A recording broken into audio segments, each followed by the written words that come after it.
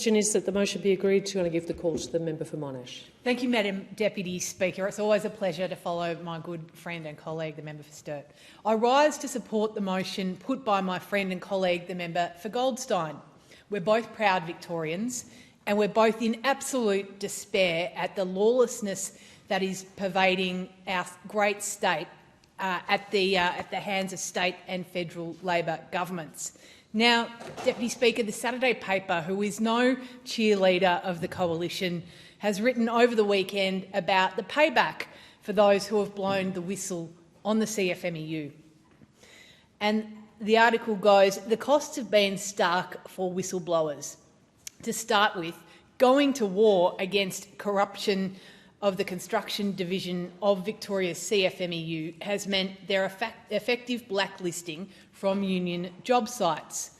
One has worked very little in the past year and bills are due. Christmas is near. Their partner has also felt the strain.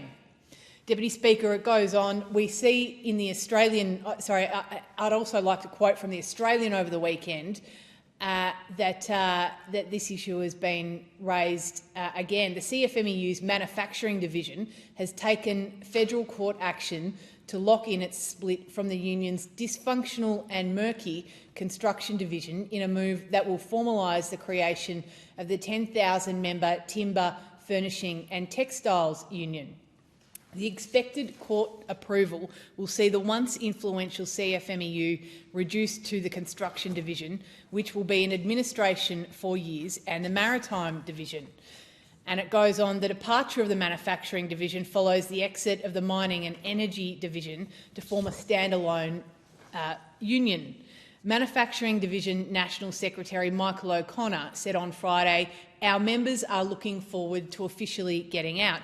Now, Deputy Speaker, I don't always agree with Michael O'Connor and his division, and I don't always agree with the pulp and paper division of the Cfmeu, but locally in the Latrobe Valley, there have been many occasions when I have stood up with those divisions on the issue of jobs and manufacturing.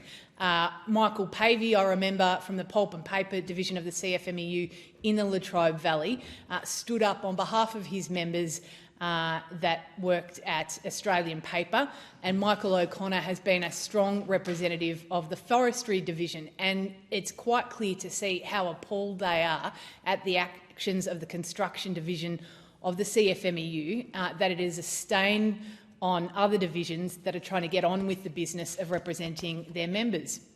Quote, I'd also like to point out my colleague, the member for Goldstein, has been relentless in his pursuit of truth and justice on this issue, and he's yielded some results. Because late last week, the Cfmeu's Zack Smith was forced off the Labor Party's national executive after the Prime Minister had to distance himself, Deputy Speaker, from relying on Smith's support.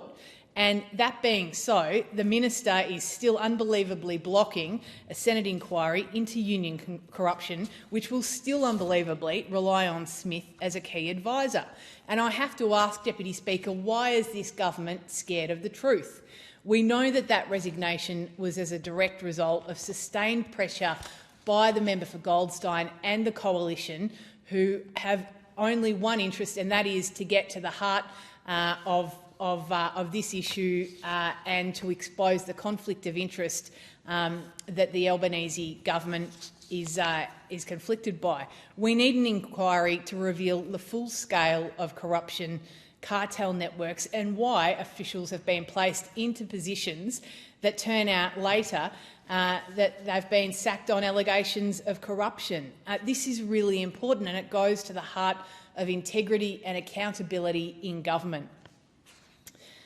We're now 15 months along after the Cfmeu was placed into administration.